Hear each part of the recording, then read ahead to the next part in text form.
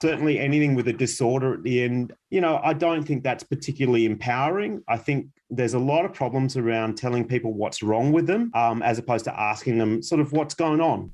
Hello and welcome to Wellbeing. I'm Jack Hodgins. Today I'll be discussing the experiences of having an alcohol use disorder.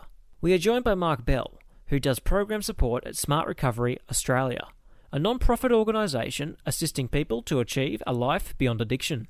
Mark is here to share his own experiences of alcohol and give his own perspective of how alcohol addiction should be approached. Hello Mark, and welcome to the program. Oh, hi Jack, how are you? I'm very well, thank you Mark. Before we begin, would you mind telling us a little bit about yourself?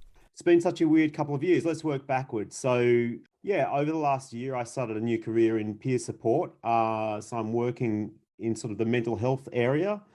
And recently I've just taken a position with Smart as well. So we might talk a bit about Smart Recovery throughout this. But that's been really interesting to see the sort of the back end of that organisation, because that's been really important to me. And prior to that, I did lots of stuff, mate, from opera singing to chefing to labouring. I've done a lot of stuff. Tell us a little bit about Smart Recovery, Mark. What does it do? Well, Smart Recovery it's an organisation that offers people, it's a peer support concept basically, and it's a non-12-step approach to changing behaviours really. So it's very, very different from a lot of other sort of approaches to this stuff. And how did you first start getting involved with Smart Recovery? I actually heard about it through my psychologist who recommended it, and she was running groups at the time, but I wasn't part of that. I'd never experienced it directly through her. She just thought it might be something that I'd enjoy, because she heard that I had experimented a little bit by going to some 12-step groups, some AA groups. That wasn't for me at the time. So I'd never known about Smart existing prior to that. So right. It was Googling and just working it out and then finding a group. And back before COVID, people actually met. So I found a little group and met some really nice people, and that began that. When did you notice that alcohol was first becoming a problem for you? It's an interesting question, really. I mean, alcohol has been part of my life and still is, I might add, throughout, I guess, since the late teens in high school and stuff like that. And I guess when alcohol's become a problem for me is when I've used it as a coping strategy, because as people that have sort of gone through this would realize that it works until it doesn't, sort of thing. So it's an interesting drug. Alcohol's a very interesting drug, and it's very culturally significant. I grew up with amongst people drinking alcohol at festive occasions, or just around the dinner table, or at barbecues, or it's everywhere. It's quite ubiquitous with Australian culture. And then in my younger sort of adult life, spending a fair bit of time in Europe as well. If anything, it was even more or just as prevalent. Yeah. Do you think the way Australia views alcohol culturally is a healthy view? I don't know, Jack. Is it healthy? I mean, it is what it is. I'd say probably not. I mean, when you look at other countries around the world, and one example springs to mind in Italy, they actually, in a rehabilitation context, they quite often offer participants a glass of wine with their lunch, and they're there in a rehabilitation program. And so that would be considered in sort of our culture to be sort of like counterintuitive. Like, why would you do that? Like if someone's got a problem with, say, a drug of some sort, let's just say ice, surely we shouldn't be offering them a glass of wine with their lunch. But I guess what that does is illustrate to me that the way that we as a culture have approached alcohol is not that functional compared to some other cultures, it's very normalized in, say, Italian culture. So, and it's also very frowned upon to become heavily intoxicated. So that's interesting too. Whereas in our culture, that can actually be glorified to an extent, can't it? Like it's particularly, and in America as well, and probably multiple other cultures, but you can only think about your college days or when you're at university, that's almost like a rite of passage to become absolutely legless with your mates. Do you think when it comes to alcohol that it really comes down to balance? Well, it's an interesting thing, isn't it? And that brings up this very, very controversial conversation around, is it possible to moderate, or should I try to moderate, or should we, if someone's had an issue, say with alcohol, is that even a responsible thing to consider? The short answer is it depends. Unfortunately, that's not, and that's probably the answer to a lot of this stuff. It's what the person wants to do. They end up doing that anyway, sort of thing. So what I mean by that is, if a person who tries to moderate actually wants to heavily consume, they may like the idea of moderation, but actually they don't actually want to moderate. So trying to moderate drinking, if your motivation's not there, it's going to be a very painful experience that is probably likely not going to end up with the result that you want. How long did it take you to become addicted to alcohol? Well, I mean, I actually don't think that's a useful frame to put it in. And even in the intro, I didn't stop you because it's absolutely fine. I think we use this like alcohol use disorder, these sort of descriptors, and I didn't feel any ill intent behind it, but it's actually not the way I understand my relationship, for want of a better word, with alcohol.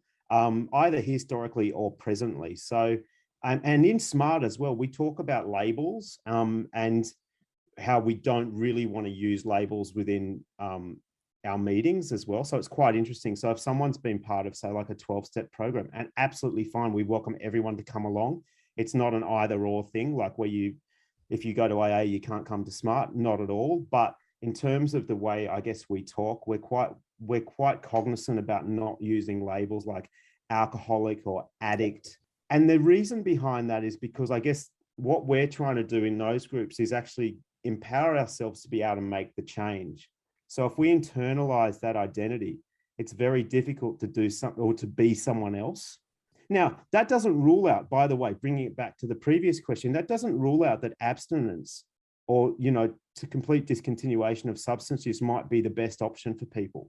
But that's entirely up to them. And unless they actually recognize the choice, it's very likely that will be successful in the long term. You're listening to Wellbeing, where we are discussing how to approach alcohol addiction. My guest today is Mark Bell, Program Support at Smart Recovery Australia, and someone who has first-hand experience with alcohol use disorder. It seems that there's a lot of stigma around those that do have troubles with consumption of alcohol. Where are we at currently with that stigma? It's a really good question. And I think alcohol use disorder was actually, I think it was presented as a way to actually be like less stigmatizing in a sort of way. But it's still, I don't know, now we're linking it sort of with mental health. So if you think about a disorder, and it's actually in the DSM, which is the sort of the Bible of psychiatry, the alcohol use disorder is considered like a condition of within the sort of mental health sphere. So where are we at? I don't think we're there yet. I think we're asking some really good questions, but until I think we have to have some more discussions like the ones that we're having, Jack, to sort of look at it all, because it's interesting. There's a lot of stigma around someone that calls themselves an alcoholic, yet in Australian culture, if you can say you had a bender or got hammered or, that's sort of still glorified. So there's this weird thing, isn't there? That's that where we love it, but we also, if someone takes it too far and it begins to affect, say, their working life or their relationships, then we tend to pathologize them. Some would argue perhaps that's a way of destigmatizing because we're saying it's a health issue rather than like a moral flaw. But I would argue that may deserve a little bit more discourse around it as well. And not to say I'm right and you're wrong, or you're right and I'm wrong, or whoever. I think that's how we're going to move forward and destigmatize the whole thing. I think those are some really interesting points, Mark. I think, as you mentioned there, alcohol use disorder is the term that they chose because they thought it would have less stigma. But then, we've also used alcoholism historically. Those aren't the things that we should be using to describe this. What should we call it then, if anything? People can call it whatever they want. I'm not here to say like what I think people should call it, but I mean, if I can only speak for myself, I don't find those labels helpful. Certainly anything with a disorder at the end, and in where my other hat in my other job within the sort of the mental health world, I don't think that's particularly empowering. I think there's a lot of problems around telling people what's wrong with them, as opposed to asking them sort of what's going on. If your drinking, say, is causing you huge issues in your life, why are you drinking? What's the function of that behavior for you?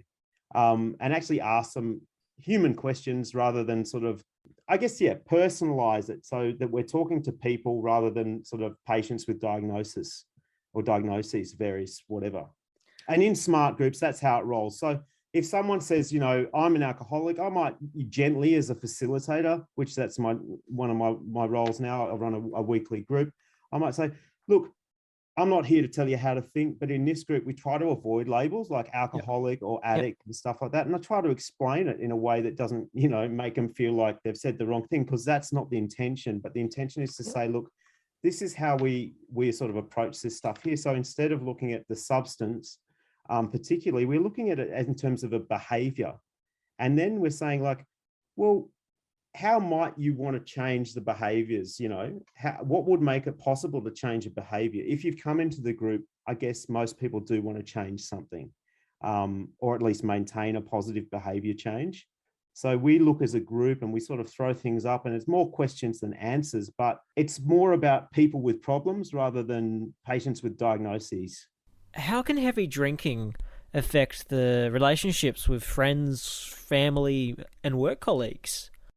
Any sort of substance use tends to, anything that causes addiction, Jack, tends to have this, always has an element of tolerance. So where you become habituated to it. So you need more for the same effect, right? If you need more of something for the same effect, inevitably the consequences are going to rise, right? So to get the same effect, if I started my drinking, say with 6 beers, and then 10 years down the track, I'm on to 18 every night. My body's still got to deal with that toxin, and I've got to deal with the consequences. But also, I'm still only getting back to my sort of 6 beer limit in terms of what I was drinking for. Perhaps if something becomes a big part of your life, with all the stuff, particularly like alcohol and drugs and stuff like that, what ends up happening is other things sort of fall by the wayside. Your life actually becomes smaller. And if you use the example of alcohol becomes the biggest player, like the most important thing to you. That can become very problematic for people. And I have experienced that, where that has taken over. And the way out of that is to sort of say, well, look, instead of saying, look, I just got to live this straight life and I'm never going to, for me, it wasn't, I did take a substantial break away from alcohol, which was also important to get a bit of distance. But I think it's not about saying, look, I'm now going to go to the gym every day and read books and become this sort of model, boring person. It's about finding adventure. It's about finding stuff that satisfies these human needs as well, so that something's competing with the alcohol. Because unless we have something that we want more, it's very unlikely that we're going to change. But people do hard stuff all the time. So people can change. But once you're in a rut, it's hard. So that's why, like, being in a peer group, not just smart, it could be just with your mates, and just talking about stuff can quite often help you sort of transcend your own stuckness. You get out of your own way by talking to other people. And the other way of looking at it is quite often we can see, what we might change in other people, but it's very difficult to see it in ourselves. So all this stuff's very illuminating. But I think one of the biggest things with any behavior that has consequences that we don't like is that the rest of our lives can become quite unbalanced, and we can become quite insular, and seems like things just get smaller. And I feel like it gets like the world gets smaller. So a really good sign in sort of what we might say is recovery is when things start opening up for people. They start doing stuff they weren't doing before. They start taking a few risks, like positive risks. They might start taking social risks, like meeting people or ringing people that they wouldn't otherwise, or redoing their CV or whatever it is. But when people start to explore things, I think that's sort of a sign that things are on the right track. And the inverse of that, obviously, is if the substance or the behavior is taken over,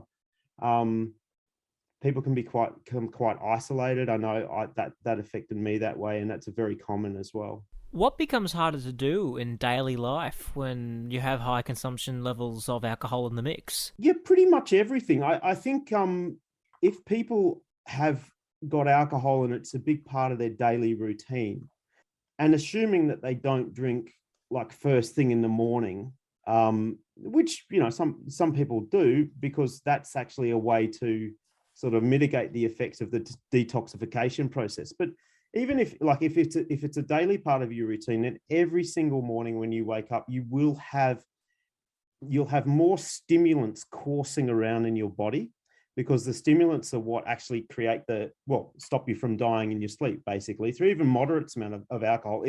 If we didn't compensate for that physiologically, our heart would stop beating, right? So we have this sort of endogenous stuff and stimulants going through our system to increase the heart rate, which is why after a session of heavy drinking, it's quite common to wake up sort of very early in the morning with like a racing or a beating heart. And that's the physiological response. But yeah, so depending on your drinking cycle, physically you've got to cope with all that stuff. But mentally, I think it just erodes your resilience, in daily life.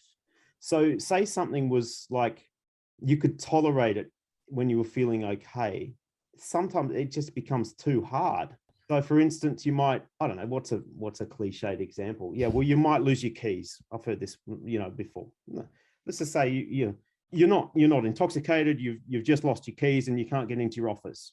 Right? It's 9 o'clock in the morning. You haven't had a drink. It's not about that. But you had a bit to drink last night, maybe a lot. So you're not drunk or anything like that, but you're just like feeling quite anxious.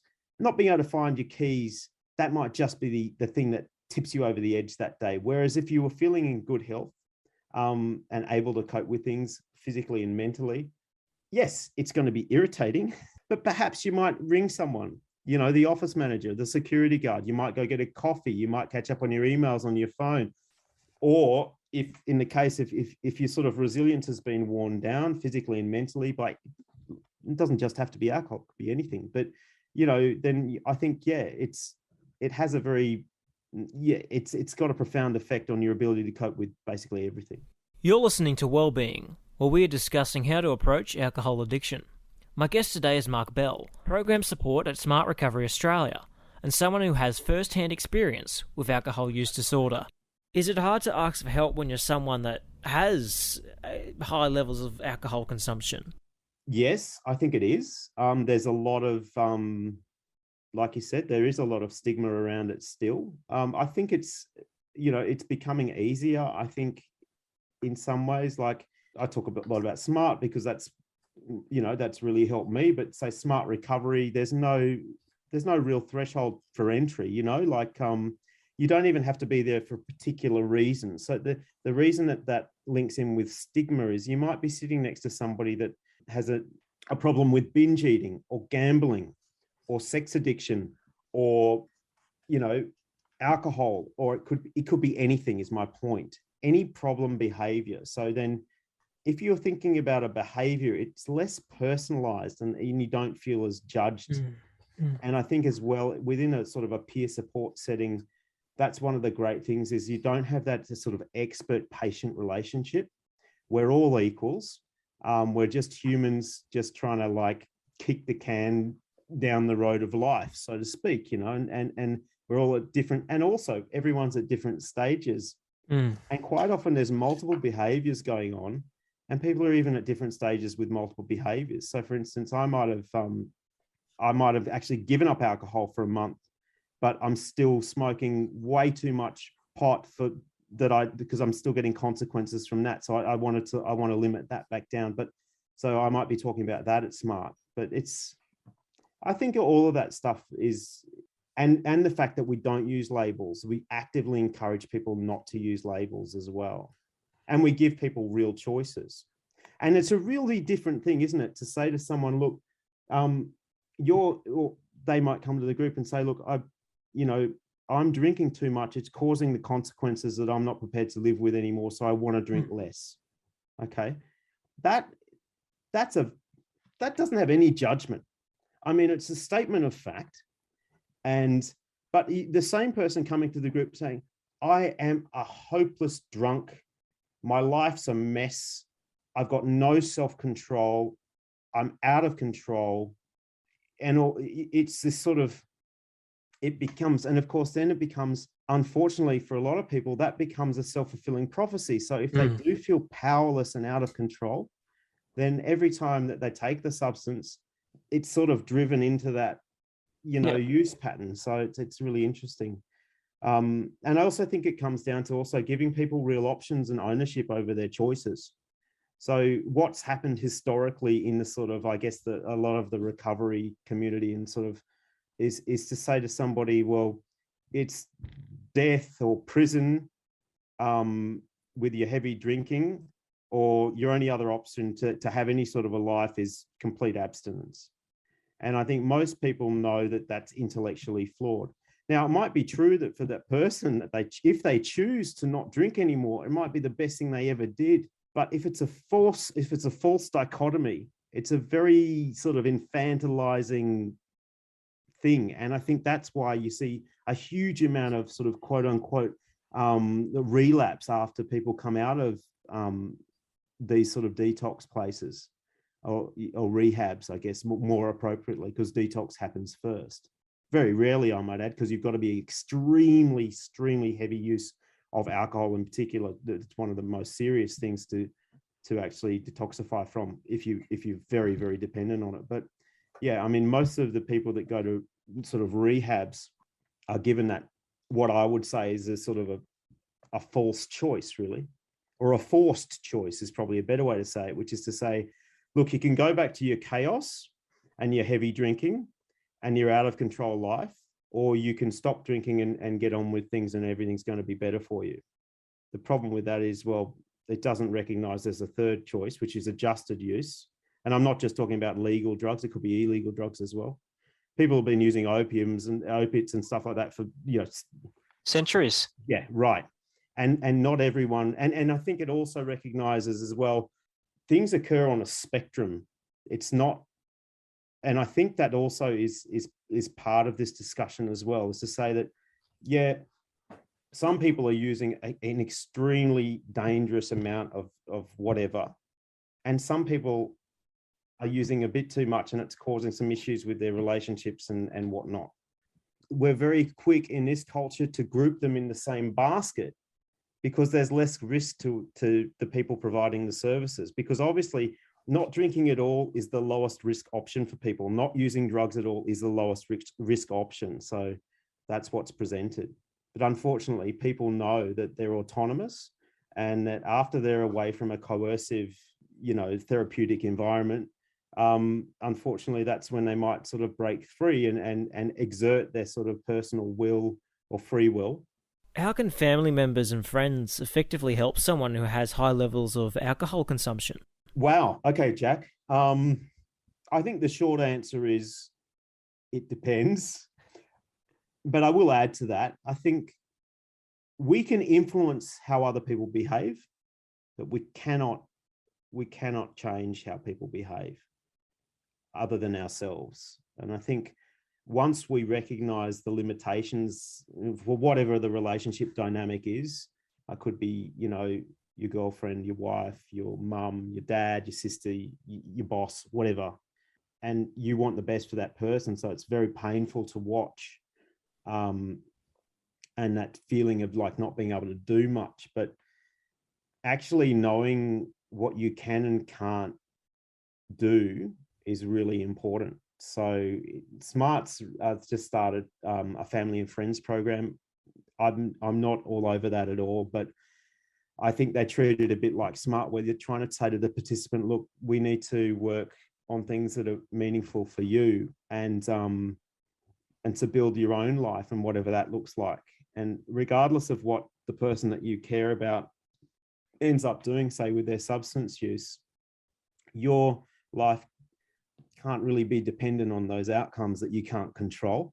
And so the way that we understand how, say, our loved ones, the way that we understand or want to support them is entirely personal. I think there's this idea that loved ones can enable other people's behavior. In other words, make it worse through things like nagging, or through, say if your son or daughter has a massive issue with drugs, and then you give them money so they can pay the rent so they're not homeless, then someone might say, well, look, now that's money they can spend on drugs, so you're enabling this drug habit. But I think that's a very overly simplistic way to look at this stuff. It's entirely up to the people in the relationship to do what they want, to help them sleep at night, knowing that they can't actually control outcomes for their loved ones or for their friends. You can't. What would be the take home from this interview you'd want people to remember the most? I don't know, Jack. I think it's about, I think, just having the discussion, it's a really great thing to talk about. And in terms of sort of what we were saying about stigma and stuff like that, is to sort of like challenge some of these paradigms, challenge things like alcohol use disorder. What's that? Is it useful?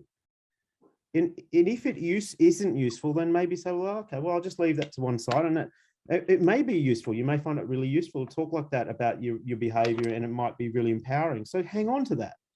But what I'm saying is I don't think it's about a one-size-fits-all approach. And I guess the take-home for me is just like, yeah, remind yourself that it's scary. It's really scary, but we've all got choices, And once we give ourselves permission to sort of do what we want, we might start owning our behavior to a point that it's like we start doing meaningful things and be able to sustain behavior change as well. It's scary because you put yourself out there and you're sort of like, oh, I hope I don't just, do silly things. Well, thank you so much for sharing your insight with us today, Mark. We appreciate you taking the time. Thanks, Jack. Lovely to talk to you. My guest today was Mark Bell, Program Support at Smart Recovery Australia, and someone with first-hand experience with high levels of alcohol consumption. Thank you for listening. I'm Jack Hodgins, and all of us at Wellbeing wish you well.